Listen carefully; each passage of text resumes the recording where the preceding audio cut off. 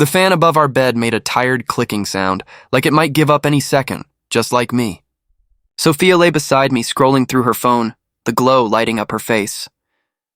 "You ever think we'll make it out of this place?" she asked suddenly. I looked around our one-room apartment. Cracked walls, flickering bulb, the smell of engine oil still clinging to my hands. "Of course we will," I said. "We've got each other. That's all that matters." She laughed softly, but there was no joy in it. "Love doesn't pay rent, Ethan." I reached for her hand. "It will someday. I'll open my own garage. You'll get your art studio. We'll build it together, like we promised." Her eyes softened for a second. "You still believe that?" "I have to," I said. "If I stop, what's left?" For a moment, silence filled the room.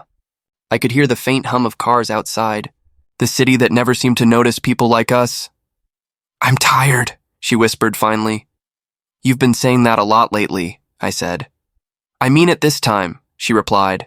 "I'm tired of scraping by, tired of pretending we're happy with cheap noodles and secondhand dreams." I forced a smile. "We're not pretending.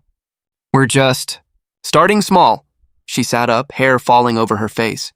"Starting small? It's been 5 years, Ethan. I thought by now we'd have something, anything." My chest tightened. "We do have something. Each other." Her voice cracked. "That's not enough anymore." I stared at her, words frozen in my throat. The woman who once danced barefoot in the rain with me was now trembling, trapped between love and resentment. "Is there something you're not telling me?" I asked quietly. She looked away. "No. Then what changed?" She didn't answer. Instead, she stood, grabbed her coat, and said, "I'm going for a walk." "At this hour? I need air." The door slammed, leaving me alone with the hum of the fan and the echo of promises we made in the dark. I sat there for a long time, staring at the dent in the wall where we'd once hung our first photo. I remembered her smile back then, wild, fearless. She believed in me before I even believed in myself. Now she could barely look at me. The next morning, I got up early, trying to shake off the heaviness. Work usually helped. Jake was already at the garage whistling like the world owed him nothing. "You look like hell," he said. "Didn't sleep much." He grinned. "Married life?" "Something like that." He tossed me a wrench. "She'll come around, man. Women just need to see results." I laughed bitterly. "Yeah, results. I'm working on that." All day, I kept thinking about her words. Love doesn't pay rent. I wanted to prove her wrong, to show her that struggle was part of our story, not the end of it. When I came home, she was already there, staring at a blank canvas. "You painted today?" I asked. She shook her head. "Didn't feel like it." "You used to say painting calms you," she sighed. "It used to. Now it just reminds me of what I don't have." I sat beside her quietly. "Then let's change that. I'll take extra shifts. We'll save up. Maybe by next year?" She cut me off. "Next year? Ethan, I don't want another year of waiting. I want a life now." Her voice trembled, and for the first time I saw tears in her eyes. "I thought you were okay," I said softly. "I was pretending." I reached for her again, but she pulled away. "Don't you get it? I can't keep living like this." I swallowed hard. "Then what do you want me to do?" She looked at me, eyes empty. "I don't know anymore." That night I lay in bed alone. She sat by the window, phone in her hand. The light reflected off her face again, cold and distant. "I still believe in us," I said quietly. She didn't answer. The silence stretched, heavy and final. Then her phone buzzed. A message flashed across the screen before she could hide it. "Liam, you awake?" My heart sank. She noticed me watching and turned the phone face down. "Go to sleep," she whispered. I didn't. I just stared at the ceiling, listening to the fan's tired click, realizing maybe the sound wasn't the only thing breaking apart. I came home early that night, thinking maybe I could fix things with dinner and a few stupid jokes. The lights were dim, and Sophia sat on the couch, staring at nothing. Her suitcase leaned against the wall. My throat went dry. "What's with the suitcase?" She didn't look up. "I'm leaving tonight." The air seemed to vanish. "Leaving? For what, a trip?" "For good," she said quietly. I laughed, too quickly, too nervously. "Come on, Soph, that's not funny." Her eyes lifted to mine, flat, tired, already gone. I'm not joking. Something cold ran through me. What are you talking about? Last night we were fine. She shook her head. We haven't been fine for a long time. I took a step closer. If you're upset, we can talk. I've already talked, she cut in. You just never listened. I listen every day, I said, my voice cracking. I work myself to death for us, for this life, and you, she stood up. And I'm tired of it, Ethan. I'm tired of watching you break your back and still come home to nothing. I'm tired of pretending we're not stuck. I stared at her, trying to find the woman I married. Then what do you want? Tell me what to fix. Her silence burned deeper than any answer could. Then she said it. I met someone. The words didn't register at first. What? She looked away. His name's Liam. He's different. I felt my chest cave in. Different how? He can give me what you can't, she said softly. My voice came out like sandpaper. What's that? Peace. For a moment the room blurred. The hum of the fridge, the ticking clock, all of it vanished. You think he'll give you peace? I asked. Sophia, that's not peace. That's running away. She turned, her face unreadable. You'll never understand. Then help me. I begged. Tell me what I did wrong. Was it the money, the job, the apartment? It's everything, Ethan, she said. I'm suffocating here. I need to breathe, I grabbed her hand. Then breathe with me. We'll figure it out together, like we always do. She pulled her hand away. Not this time. Her words hit like a punch. So what now? You're just going to walk out after everything we built? She hesitated just long enough to hurt me more. Love doesn't pay bills, I stepped back. You said that before. I thought you didn't mean it. I meant every word, she said. I felt something inside me collapse. And what about our promises? The nights we swore we'd never give up on each other? Her voice softened, almost guilty. Maybe we were just kids who believed in fairy tales. Don't say that, I whispered. You meant it. I know you did. I meant it then, she said. But people change. I laughed bitterly. Yeah, they do. You just forgot to tell me you were changing with someone else. She flinched. Don't make this harder than it already is. Harder? You're walking out on your husband for another man and you're telling me not to make it hard? Her eyes glistened. You'll thank me someday. I shook my head. No, Sophia. I'll survive you. That's not the same thing.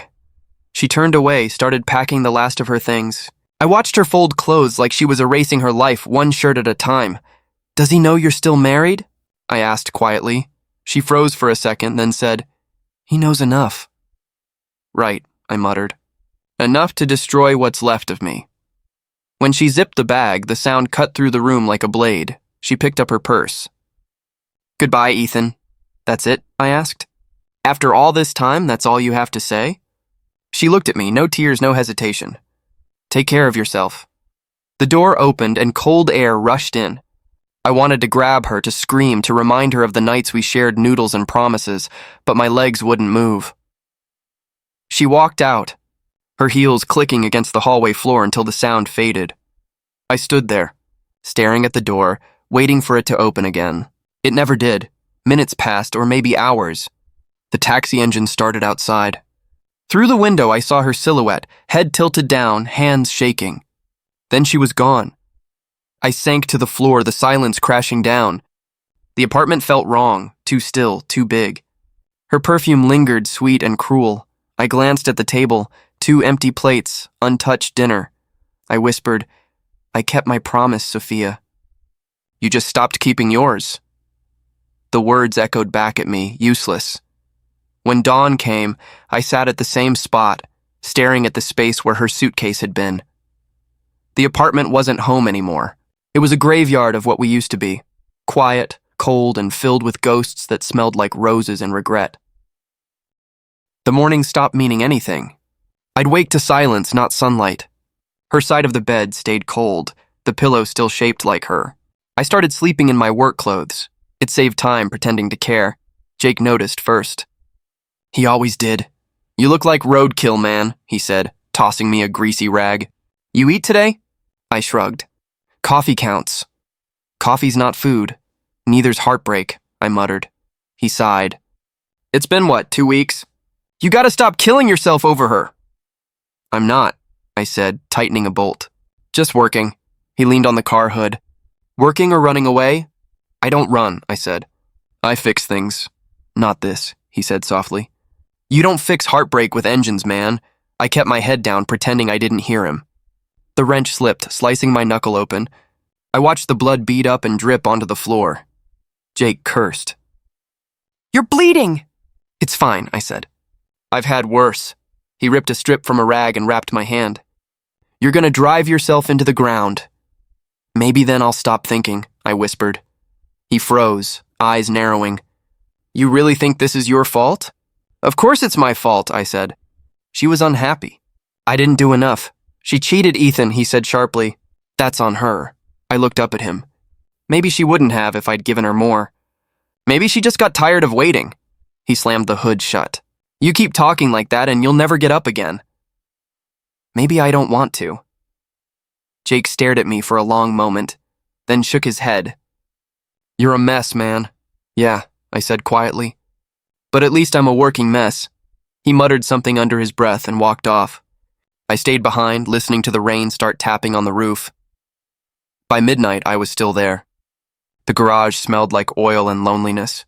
My stomach growled, but I ignored it. The sound of a misfiring engine felt safer than my own thoughts. Every noise reminded me of her laughter echoing in my head, the way she used to wait for me after late shifts, barefoot, wrapped in a blanket. Now I came home to darkness. At some point, I stopped going home at all. Mrs. Sanders, my landlady, showed up one night. She was this tiny woman in her 60s, gray hair in a bun, eyes sharper than any tool in the shop. She stood in the doorway with an umbrella. You planning to live here now? Working late, I said. You said that 3 nights ago. Cars don't fix themselves. Neither do broken hearts, she said. I forced a laugh. Did Jake send you? No, he's worried. So am I. I'm fine. You look half dead. That's still half alive. She didn't smile. You eating? Sometimes. Liar, I sighed. Food doesn't help. Neither does starving, she said. You think she'll come back if you suffer enough? The question hit harder than I expected. I looked away. No, but maybe if I hurt, it'll make sense why she left. Mrs. Sanders walked closer, setting her umbrella down. People who leave in sunshine, she said quietly, can't handle your storms. I swallowed hard. She said she wanted peace. Peace doesn't mean running from struggle. It means staying through it. She didn't, I whispered. And yet you're still standing, she said. I shook my head. Barely. That's still something. Her voice softened. Go home, Ethan. Eat something. Sleep. I will, I lied. When she left, I sat on the cold floor, back against a tire, hands covered in oil and blood. My stomach twisted, but I couldn't tell if it was hunger or grief. The lights buzzed overhead, flickering like they were tired of shining for me. I thought about calling her, just once, to hear her voice. But what would I say? I miss you. I hate you. I hope he's worth it. None of it mattered. I stared at my reflection in a puddle of spilled oil. My eyes looked like hers did before she left, empty, searching for something that wasn't there. Somewhere outside, thunder cracked, and I finally let myself fall apart. No yelling, no breaking things. Just silence. Heavy, hollow silence. The rain grew louder. I didn't remember closing my eyes, but when I opened them, Jake was shaking me awake. Ethan! Jesus, man, you passed out. I'm fine, I mumbled. No, you're not. I tried to stand, but my legs gave out. The room spun, dark and blurry. Call an ambulance? He shouted. No, I whispered. Just let me rest. And right before I blacked out, I heard Mrs. Sanders' voice in my head again, soft, steady, cruelly kind. People who leave in sunshine can't handle your storms. I wished, for a second, that Sophia could have seen mine. Months passed, but time didn't heal anything. It just made the silence heavier. I stopped checking her profile for a while until one night Jake shoved his phone at me. Seen this? He asked. I didn't want to look, but I did. Sophia smiling in some tropical place, ocean behind her, Liam's arm around her waist. New clothes, new life, new everything. She looks happy, Jake said carefully. Yeah, I said. She always wanted beaches. And bags, he muttered. She's got plenty of both now, I said. My chest burned, Jake sighed. Don't do this to yourself again. I'm not. You are. You're staring at the screen like it owes you answers. I forced a laugh. Guess I'm just curious how much happiness costs, he frowned. You sound bitter. I sound realistic, I said. She wanted more.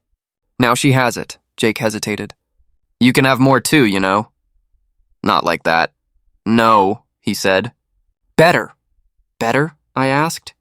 She's in a mansion, Jake. I'm fixing other people's cars in a garage that leaks when it rains. Yeah, but you've got something she doesn't. Self-respect. I stared at the floor. Doesn't pay rent. Jake stepped closer. Then make it pay. I looked up. What do you mean? Open your own place, he said. You've got the skill, the name, the guts. Stop wasting your hands on someone else's dream, I scoffed. I don't even have savings. So start saving. I stared at him, confused. You think I can do that? I know you can, he said. You just need to believe it before the anger eats you alive. But maybe I needed that anger. It was the only thing keeping me warm. That night, I deleted her from my social media. Every photo, every tag. I didn't block her. I wanted her to see me rise. At work, Daniel, the shop owner, noticed the change. You've been quiet, he said, chewing on a toothpick. Trouble in paradise? Paradise burned down months ago, I said. He laughed. Good. Maybe now you'll work faster. I already work faster than everyone here, he smirked. Doesn't mean much when you're still my employee. I bit my tongue. For now. Oh? He grinned. Planning a takeover? One day, I said. He laughed harder. You? Own a business? You barely make rent. I met his eyes. Doesn't mean I'll stay here forever. He leaned close. Dreams don't pay bills, kid. Remember that, I forced a smile. Neither does arrogance. His grin faded, and I turned away before he could answer. That night, I opened a notebook and started writing numbers. Rent, bills, food, savings. The math didn't work, but I didn't care. I'd make it work. I skipped dinners, took extra shifts, sold my old guitar. Every coin I dropped in the jar sounded like defiance. Jake noticed the change. You're possessed, he said, watching me close the shop late one night. Motivated, I corrected. You don't talk about her anymore. What's there to say? She's got her world.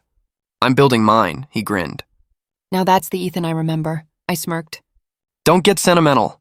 I'm serious, he said. You're finally angry in the right direction. Maybe, I said. But it still hurts. It will, he replied, until it doesn't. I didn't tell him about the dreams, the ones where she laughed while I stood in the rain outside some big house. I'd wake up sweating, heart pounding, hand reaching for someone who wasn't there. But I stopped feeling sorry. I stopped asking why. Daniel kept mocking me. Saving up for a ring again? He'd joke. No, I'd reply. For my freedom. He'd laugh, shake his head, and walk off. But every insult made me sharper. Every doubt was fuel. Weeks turned into months. My hands ached, my back screamed, but the jar filled. Slowly, steadily. One night, Jake came by with beers. You ever gonna take a break? When I own something worth resting in, I said. He whistled. That's deep. It's honest. He took a sip. You really think you'll make it? I don't think, I said. I know. He raised his bottle. Then here's to the future shop owner. I clinked mine against his. To never being walked over twice, he smiled. Now that's the fire I was waiting for. The fire didn't come from revenge anymore. It came from survival. Every late night, every insult, every ache reminded me that I was still standing. I wasn't fixing cars for her approval anymore. I was fixing me. When I closed the shop that night, I caught my reflection in the dark window. The same eyes that once begged for love now burned with something else. Purpose. And for the first time in months, I didn't feel empty. I felt alive. The sign outside still made me smile every morning. Ethan's Auto Works. It wasn't much. A cracked window, 2 worn-out lifts, and a coffee machine that coughed more than it brewed. But it was mine. One afternoon, a man in a crisp suit stepped out of a shiny black sedan. I wiped my hands on a rag as he approached. You the owner? He asked. Yeah, I said. What's the problem? He looked around the shop. No problem. I'm Mr. Blake. You fixed my son's truck last week. He wouldn't stop talking about how fast you did it. I smiled faintly. Glad to hear it. He studied me for a moment. You ever think about expanding? I laughed. Every day. Then I remember my bank account, he chuckled. Maybe I can help with that. I like backing people who work hard. I froze. You serious? Dead serious, he said. We could start small. Maybe a second branch near the highway. I didn't know what to say. Why me? He shrugged. Because you look like a man who's earned it.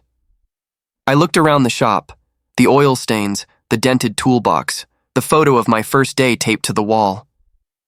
You don't know how long I've waited to hear that. I can imagine, he said, shaking my hand. Let's make something bigger. When he left, I just stood there, grease on my palms, heart pounding. For the first time in years, it felt like the universe wasn't laughing at me.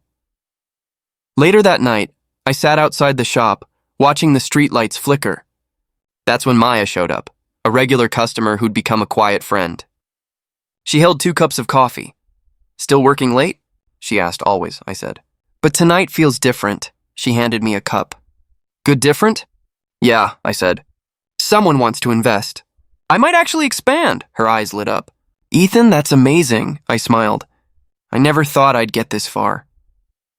You earned it, she said softly. I sipped the coffee, the warmth cutting through the cold. You ever feel like life's finally giving something back? She thought for a moment. Only after it's taken enough. We both laughed quietly. I leaned back. You know, I didn't plan any of this. I just kept fixing things because I didn't know how to fix myself. She nodded. Maybe that's how healing works, one bolt at a time. I looked at her. You talk like someone who's been through hell. I have, she said. But I stopped pitching a tent there. I smiled. I like that. Silence settled between us, easy and warm. After a while, I said, I still dream of her sometimes. Sophia's name hung in the air, even though I didn't say it. Maya didn't flinch. Dreams fade when you wake up for yourself, she said. I looked down. I've tried, but some nights it's like she's still here. The smell of her shampoo, the sound of her laugh. Ghosts of good memories, Maya said gently. They don't haunt you. They remind you you're still capable of feeling. I exhaled. You make it sound easy. It's not, she said. But it's possible. For a moment I saw it, a version of my life that wasn't defined by loss. She stood, brushing off her jeans. You'll get there. You already are, I looked at her. Why do you care so much? She smiled. Because someone once cared for me when I didn't think I deserved it. I'm just returning the favor. I didn't have an answer. Before she left, she turned and said, You should name your second shop after something that means freedom. I chuckled. Got any ideas? Maybe Regnite, I raised an eyebrow. That's actually not bad, she grinned. Then it settled. After she drove off, I sat there for a long time, watching the reflection of my neon sign on the shop's window. The same man who once begged someone to stay was now building something that might last longer than love ever did. I closed up for the night, locked the door, and glanced back one last time. For years, I'd lived in the shadow of what I'd lost. But now, standing under that flickering light, I realized something simple. Maybe the comeback I needed was never about getting her back. It was about coming back to myself. Rain hammered the roof that night like it was trying to wash away my peace. I was closing up the shop when I heard it, a knock, faint but desperate. When I opened the door, I froze. Sophia stood there, drenched to the bone, mascara streaking down her cheeks. Ethan. Her voice cracked. Can I come in? For a moment, I couldn't breathe. You shouldn't be here. I didn't know where else to go, she whispered. Water pooled beneath her shoes as she stepped inside. The smell of rain mixed with old oil and metal. Her eyes darted around like she didn't recognize the place. You changed it, she said softly. It looks...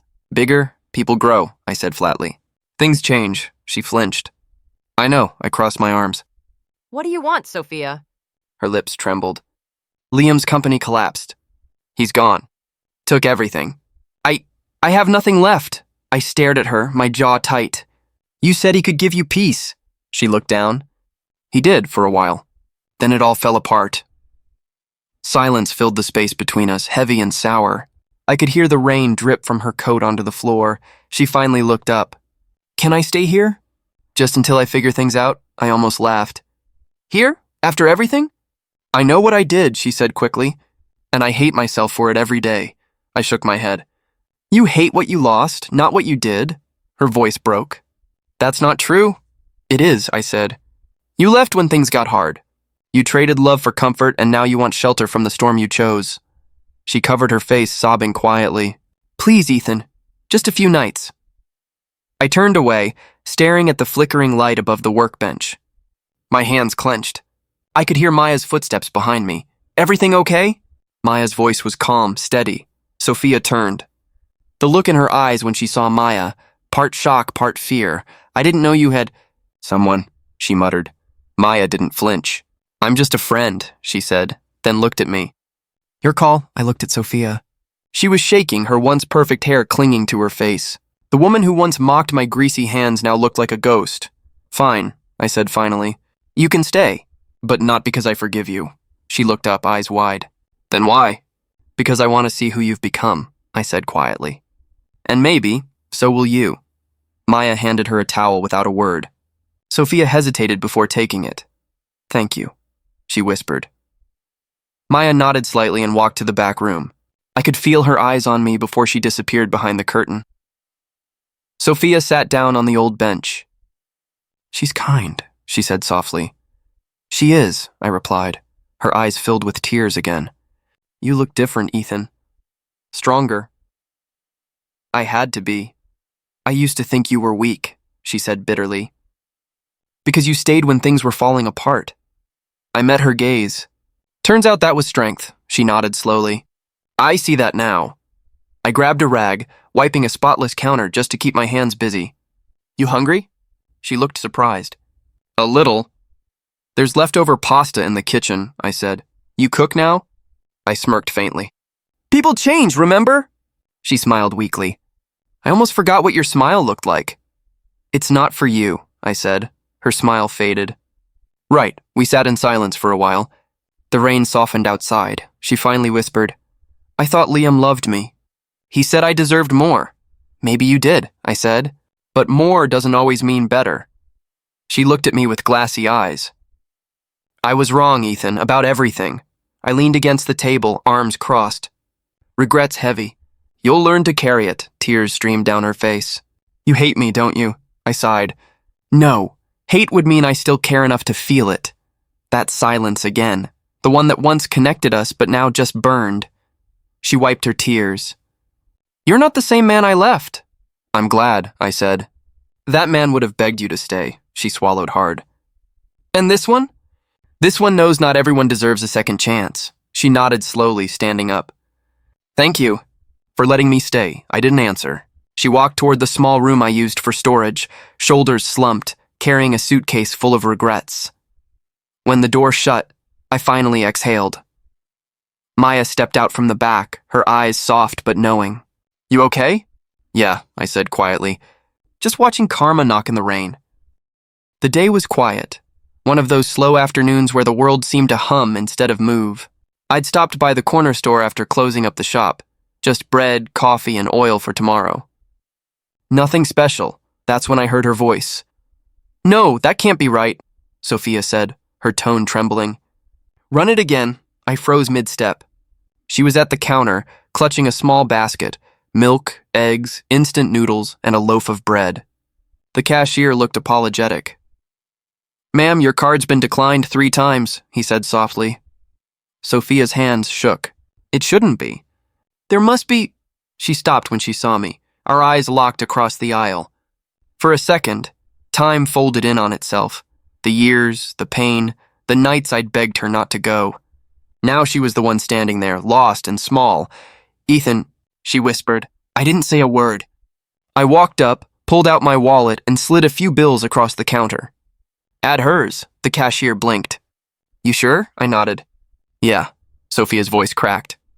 You don't have to... I know, I said. Just take it. She looked like she wanted to disappear. Thank you, I didn't answer. I picked up my bag and walked out before the moment could breathe too long. The cold air hit me, but it felt cleaner than the store. I got in my truck and sat there for a while watching her through the window. She looked so fragile. The same woman who once demanded luxury now counting coins with shaking hands. As I started the engine, I told myself that was it. that I was done. But later that night, there was a knock on the door. When I opened it, she stood there again, eyes red, clothes damp from the drizzle. "I shouldn't have come," she said. "But I didn't know where else to go." I leaned on the doorframe. "What do you want, Sophia?"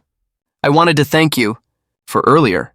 "You already did," she hesitated, voice trembling. "It wasn't just about groceries. It was everything.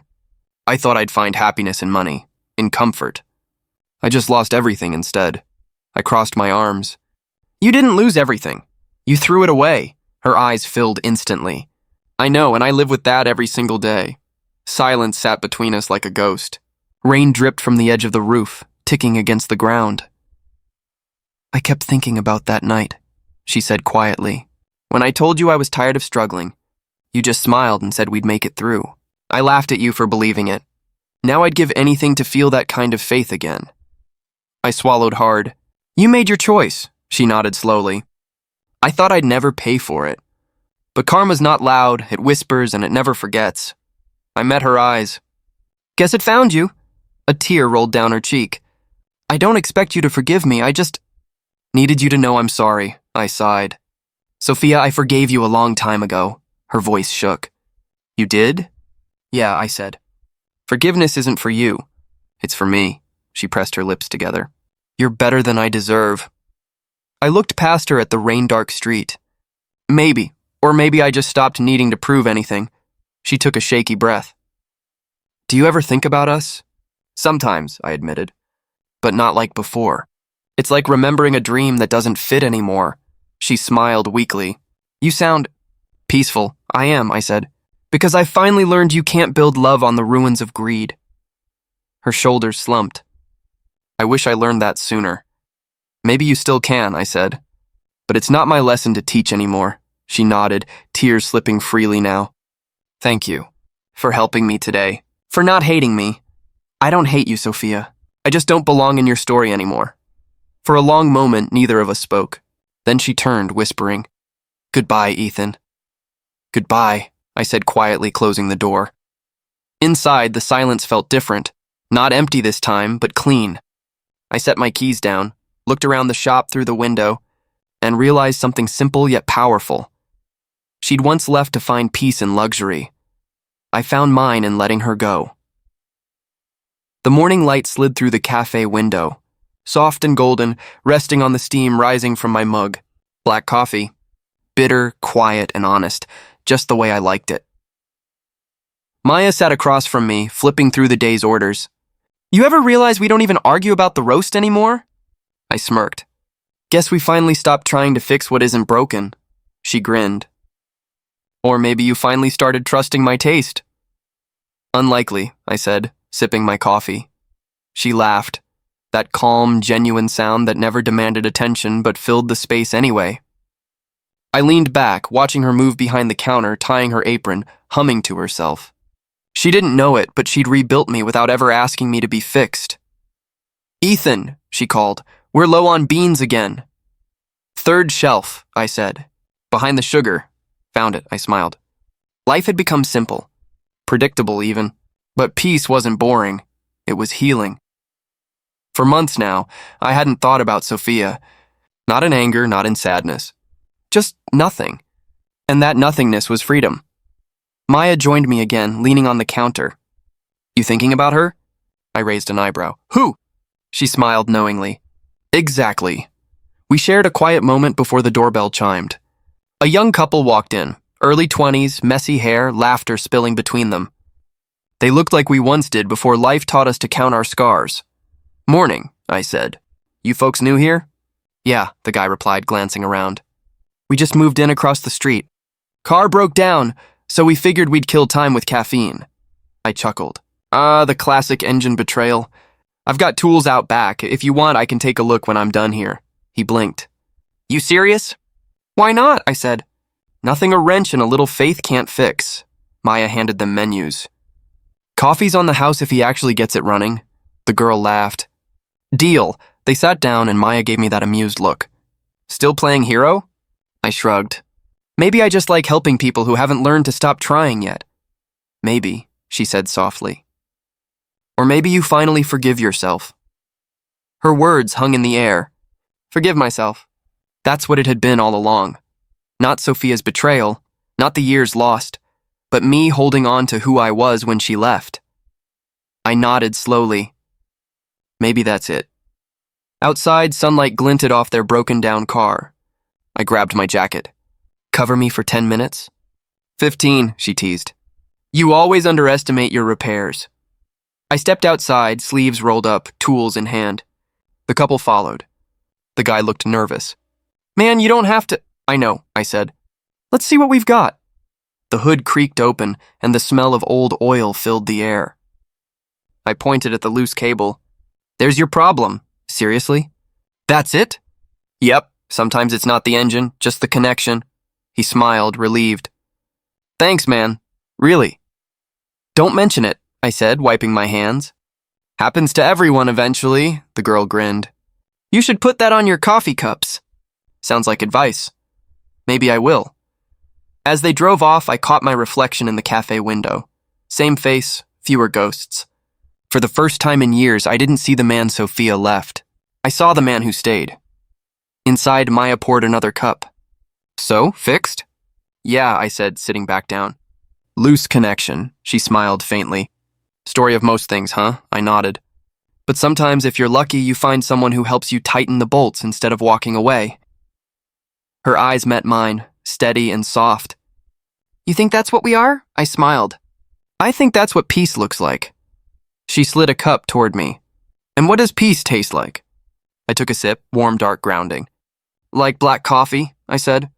Bitter at first, but honest. The kind that stays with you? She laughed quietly. And for a moment, the world felt still. Not empty, just full in a different way. I looked out the window again, sunlight spilling across the counter, and thought to myself, maybe we meet the wrong people to learn what love really isn't. And maybe, just maybe, that's how we finally learn what it is.